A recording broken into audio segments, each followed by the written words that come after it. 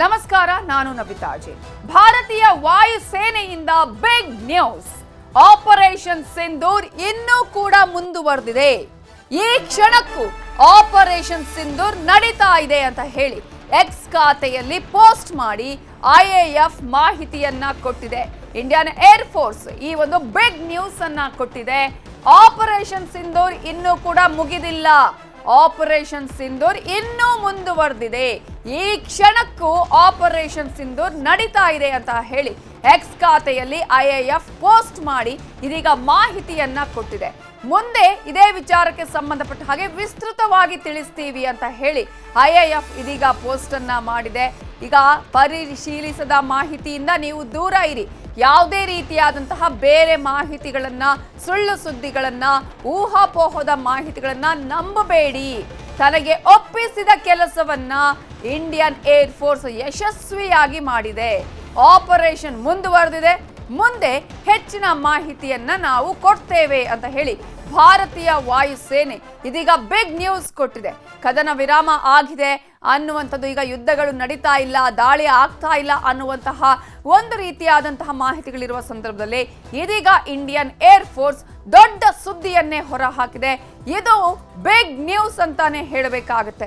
ಕಾರಣ ಈಗಲೂ ಕೂಡ ದಾಳಿ ಮುಂದುವರೆದಿದೆ, ಅಂದ್ರೆ ಆಪರೇಷನ್ ಮುಂದುವರೆದಿದೆ ಅನ್ನೋದನ್ನ ಇದೀಗ ಹೇಳಿದೆ ಐಎಎಫ್. ತನಗೆ ಏನು ಕೆಲಸವನ್ನ ಒಪ್ಪಿಸಲಾಗಿತ್ತು ಆ ಕೆಲಸವನ್ನ ಐಎಎಫ್ ಯಶಸ್ವಿಯಾಗಿ ಮಾಡಿದೆ. ಆದ್ರೂ ಆಪರೇಷನ್ ಮುಂದುವರೆದಿದೆ. ಈಗಾಗಲೇ ಈ ಕಾರ್ಯಾಚರಣೆ ಈಗಲೂ ಕೂಡ ಕಂಟಿನ್ಯೂ ಆಗ್ತಾ ಇದೆ. ಇದರ ಬಗ್ಗೆ ಹೆಚ್ಚಿನ ಮಾಹಿತಿಯನ್ನು ನಾವೇ ಕೊಡ್ತೇವೆ ಅಂತ ಹೇಳಿ ಭಾರತೀಯ ವಾಯುಸೇನೆ ಇದೀಗ ಬಿಗ್ ನ್ಯೂಸ್ ಅನ್ನ ಕೊಟ್ಟಿದೆ.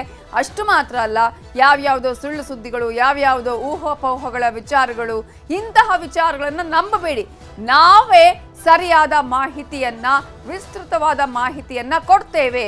ಹಾಗಾಗಿ ಈಗ ಕೊಟ್ಟಿರುವ ಮಾಹಿತಿ ಈಗಲೂ ಆಪರೇಷನ್ ಸಿಂಧೂರ್ ಮುಂದುವರೆದಿದೆ, ನಿಂತಿಲ್ಲ ಅನ್ನೋದನ್ನ ಇದೀಗ ಭಾರತೀಯ ವಾಯುಸೇನೆ ಎಕ್ಸ್ ಖಾತೆಯಲ್ಲಿ ಪೋಸ್ಟ್ ಮಾಡಿ ಮಾಹಿತಿಯನ್ನ ಹಂಚಿಕೊಂಡಿದೆ. ನಮಗೆ ಏನು ಕೆಲಸವನ್ನ ನೀಡಲಾಗಿತ್ತು ಅಥವಾ ಏನು ಟಾಸ್ಕ್ ಅನ್ನು ನಮಗೆ ಕೊಡಲಾಗಿತ್ತು ಆ ಟಾಸ್ಕ್ ಅನ್ನು ನಾವು ಯಶಸ್ವಿಯಾಗಿ ಪೂರೈಸಿದ್ದೇವೆ. ಆ ಒಂದು ಟಾಸ್ಕ್ ನಲ್ಲಿ ಈಗಲೂ ಕೂಡ ಆಪರೇಷನ್ ಮುಂದುವರಿತಾ ಇದೆ, ಕಾರ್ಯಾಚರಣೆಯನ್ನ ಮಾಡಲಾಗ್ತಾ ಇದೆ. ಇದರ ಬಗ್ಗೆ ವಿಸ್ತೃತ ಮಾಹಿತಿಯನ್ನು ಕೊಡ್ತೀವಿ ಅಂತ ಹೇಳಿ ಇದೀಗ ಭಾರತೀಯ ವಾಯುಸೇನೆ ಎಕ್ಸ್ ಖಾತೆಯಲ್ಲಿ ಪೋಸ್ಟ್ ಮಾಡಿ ಮಾಹಿತಿಯನ್ನ ಹಂಚಿಕೊಂಡಿದೆ. ಹಾಗಾದ್ರೆ ಇದೀಗ ಇನ್ನೂ ಕೂಡ ಈಗ ಈ ಪ್ರಕರಣದಲ್ಲಿ ನಾವು ಗಮನಿಸ್ತಾ ಹೋಗೋದಂದ್ರೆ, ಕಾರ್ಯಾಚರಣೆಯ ವಿಚಾರದಲ್ಲಿ ಗಮನಿಸ್ತಾ ಹೋಗೋದಾದ್ರೆ ಕಾರ್ಯಾಚರಣೆ ನಿರಂತರವಾಗಿ ನಡೀತಾ ಇದೆ ಅನ್ನೋದನ್ನ ಇದೀಗ ಇಂಡಿಯನ್ ಏರ್ ಫೋರ್ಸ್ ಸ್ಪಷ್ಟಪಡಿಸಿದೆ.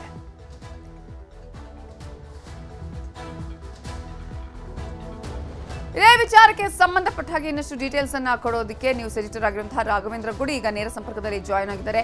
ರಾಘವೇಂದ್ರ ಗುಡಿ, ಈಗಾಗಲೇ ಕದನ ವಿರಾಮ ಆಗಿದೆ, ಯಾವುದೇ ದಾಳಿಗಳು ಆಗ್ತಾ ಇಲ್ಲ, ಆಪರೇಷನ್ ನಡೀತಾ ಇಲ್ಲ ಅನ್ನುವಂತಹ ಸಂದರ್ಭದಲ್ಲೇ ಐಎಎಫ್ ದೊಡ್ಡ ನ್ಯೂಸ್ ಅನ್ನೇ ಕೊಟ್ಟಿದೆ, ಬಿಗ್ ನ್ಯೂಸ್ ಅಂತಾನೆ ಹೇಳಬೇಕಾಗುತ್ತೆ. ಹಾಗಾದ್ರೆ ಯಾವ ರೀತಿಯಾಗಿ ಕಾರ್ಯಾಚರಣೆ ನಡೀತಾ ಇದೆ ಈಗ? ಹಾಗಾದ್ರೆ ದಾಳಿ ಇನ್ನೂ ಕೂಡ ಮುಂದುವರಿತೆ ಅಂತ ಹಾಗಿದ್ರೆ ನಿಂತಿಲ್ವಾ ಅನ್ನುವಂತಹ ಪ್ರಶ್ನೆ.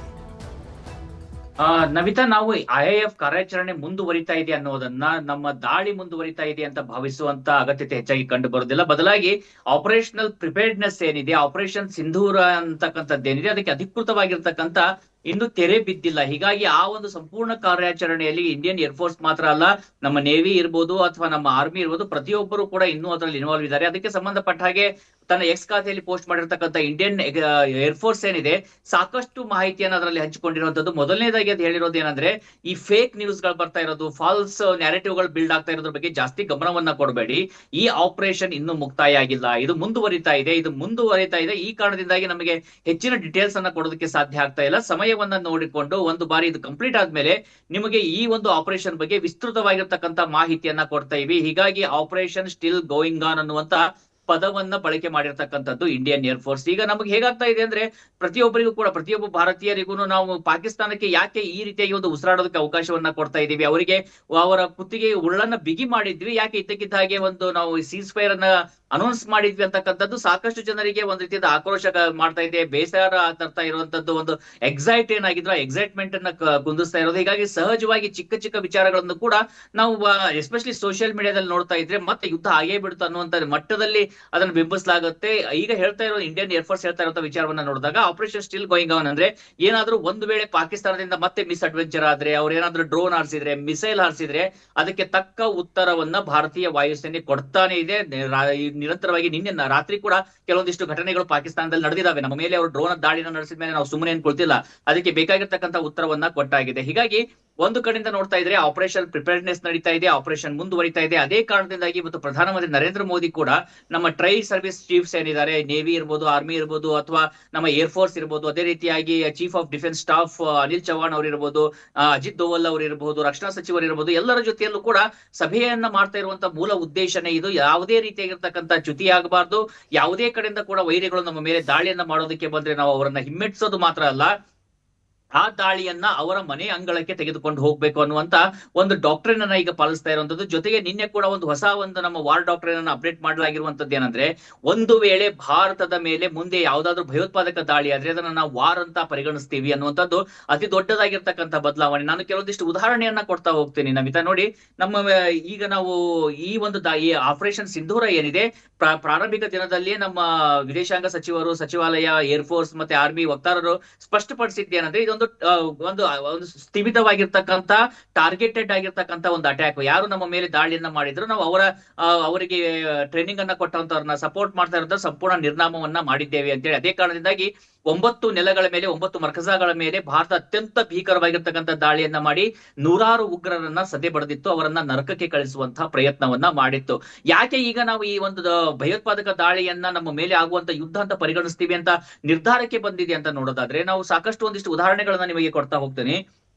2001-2ರಲ್ಲಿ ನಾವು ನೋಡ್ತೇವೆ, ಪಾರ್ಲಿಮೆಂಟ್ ಮೇಲೆ ಅಟ್ಯಾಕ್ ಆಗುತ್ತೆ. ಅದಾದ್ಮೇಲೆ ಆಪರೇಷನ್ ಪರಾಕ್ರಮವನ್ನ ಭಾರತ ಮಾಡೋದಕ್ಕೆ ಮುಂದಾದ್ರೂ ಕೂಡ ದೊಡ್ಡ ಮಟ್ಟದಲ್ಲಿ ಪಾಕಿಸ್ತಾನಕ್ಕೆ ಉತ್ತರವನ್ನೇ ಕೊಡೋದಕ್ಕಾಗೋದಿಲ್ಲ. ಮಿಸೈಲ್ ಆರ್ಸೋದು ಇರ್ಲಿ ಬಿಡಿ, ನಾವು ಅವರಿಗೆ ಯಾವುದೇ ಅಟ್ಯಾಕ್ ಅನ್ನ ಮಾಡೋದಕ್ಕೆ ಸಾಧ್ಯ ಆಗೋದಿಲ್ಲ. ಇಮಿಡಿಯೇಟ್ ಆಗಿ ನಾವು ಒನ್ ಸೈಡೆಡ್ ಆಗಿ ಸೀಸ್ ಫೈರ್ ಅನ್ನ ತೆಗೆದುಕೊಳ್ಳೋದಕ್ಕೆ ವಿಶ್ವ ನಮ್ಮನ್ನ ಒಂದು ಒತ್ತಡಕ್ಕೆ ಸಿಲುಕಿಸುತ್ತೆ. ಅದಾದ್ಮೇಲೆ 2005ರಲ್ಲಿ ರಾಮ ಜನ್ಮಭೂಮಿ ಮೇಲೆ ಅಟ್ಯಾಕ್ ಆಗಿ 6 ಜನ ಸಾವನ್ನಪ್ತಾರೆ. 2005ರಲ್ಲಿ ಡೆಲ್ಲಿ ಬಾಂಬಿಂಗ್ ಆಗಿ 70 ಜನ ಸಾವನ್ನಪ್ತಾರೆ. ವಾರಣಾಸಿ ಬಾಂಬಿಂಗ್ ಆಗುತ್ತೆ. 2006ರಲ್ಲಿ 28 ಜನ ಸಾವನ್ನಪ್ತಾರೆ.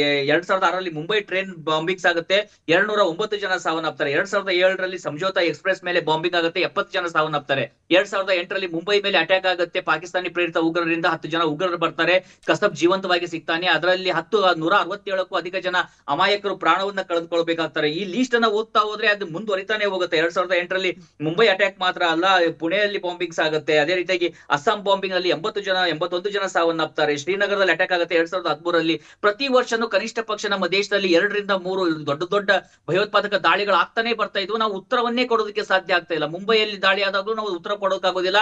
ಅವತ್ತು ಇನ್ಫ್ಯಾಕ್ಟ್ ನವಾಜ್ ಶರೀಫ್ ಹೇಳುವಂತದ್ದು, ಅವತ್ತಿನ ಪ್ರಧಾನಿಯಾಗಿದ್ದಂತ ಮನಮೋಹನ್ ಸಿಂಗ್ ಅವರಿಗೆ ಈ ದೆಹತಿ ಔರತ್ ಅನ್ನುವಂತ ಒಂದು ಪದವನ್ನ ಬಳಕೆ ಮಾಡಿರ್ತಾರೆ. ಚಿಕ್ಕ ಚಿಕ್ಕ ವಿಚಾರಕ್ಕೆ ಹೋಗಿ ಅಮೆರಿಕಕ್ಕೆ ಚಾಡಿಯನ್ನ ಹೇಳ್ತಾರೆ ಅನ್ನುವಂತ ಪದಗಳನ್ನ ಬಳಕೆ ಆಗಿರ್ತವೆ. ಆದ್ರೆ ನಮ್ಮ ಡಾಕ್ಟ್ರಿನ್ ಬದಲಾಗ್ತಾ ಹೋಗುತ್ತೆ. 2016ರಲ್ಲಿ ಉರಿ ಮೇಲೆ ದಾಳಿ ಆಗುತ್ತೆ, ನಾವು ಸರ್ಜಿಕಲ್ ಸ್ಟ್ರೈಕ್ ಮಾಡ್ತೀವಿ. 2019ರಲ್ಲಿ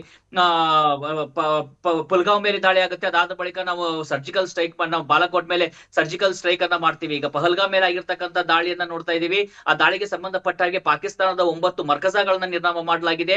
ಮೊದಲ ಬಾರಿಗೆ 1971ರ ನಂತರದಲ್ಲಿ ಲಾಹೋರ್ ವರೆಗೂ ಕೂಡ ನಮ್ಮ ಸೇನೆ ಪ್ರವೇಶವನ್ನ ಮಾಡಿರುವಂತದ್ದು. ಅಂದ್ರೆ ನೇರವಾಗಿ ಸೇನೆ ಬೂಟ್ಸ್ ಇಳಿದೇ ಇದ್ರು. ನಮ್ಮ ಡ್ರೋನ್ ಗಳು ಹೋಗಿದಾವೆ, ಮಿಸೈಲ್ ಗಳು ಹೋಗಿದಾವೆ.